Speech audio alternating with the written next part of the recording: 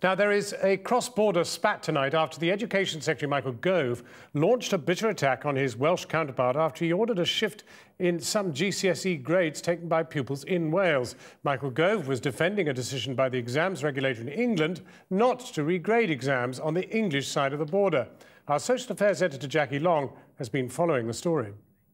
For tens of thousands of students, their GCSE result is now not just decided by grade boundaries, but by national borders. The decision by the Welsh Government to demand a regrade has enraged the Education Secretary Michael Gove. He accused his Welsh counterpart, Labour's Leighton Andrews, of playing politics. I think the decision by the Welsh Education Minister, Leighton Andrews, is irresponsible and mistaken, and I think that he has undermined confidence in Welsh children's GCSEs. And I think that he should think again after having made what I regard to be a regrettable political intervention in what should be a process free from political meddling.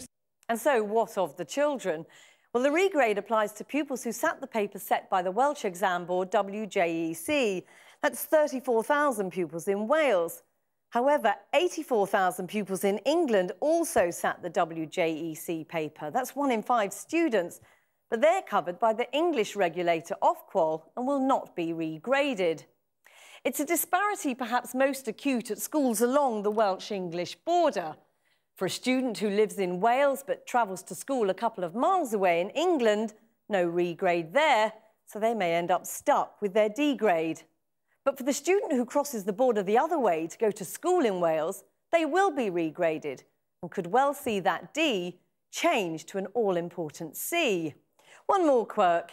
For the 5% of Welsh students in Wales who didn't sit the WJEC paper but sat another exam board, they won't get a regrade either. The WJEC has acknowledged the confusion, saying, "We find ourselves in a difficult and unexpected position." But Welsh Education Minister Leighton Andrews insists he was right to act.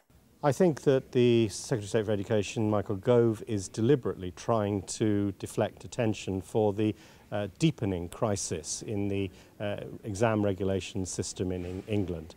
Our officials did a very thorough job. They pointed out the failings of this exam. They pointed to the need for a regrading in Wales and the need for a regrading in England. It's a shame that no regrading will happen in England to ensure fairness for students there. Tonight, after a 2-day hearing, the Education Select Committee announced it would continue scrutinising the GCSE results, adding there were still many unanswered questions.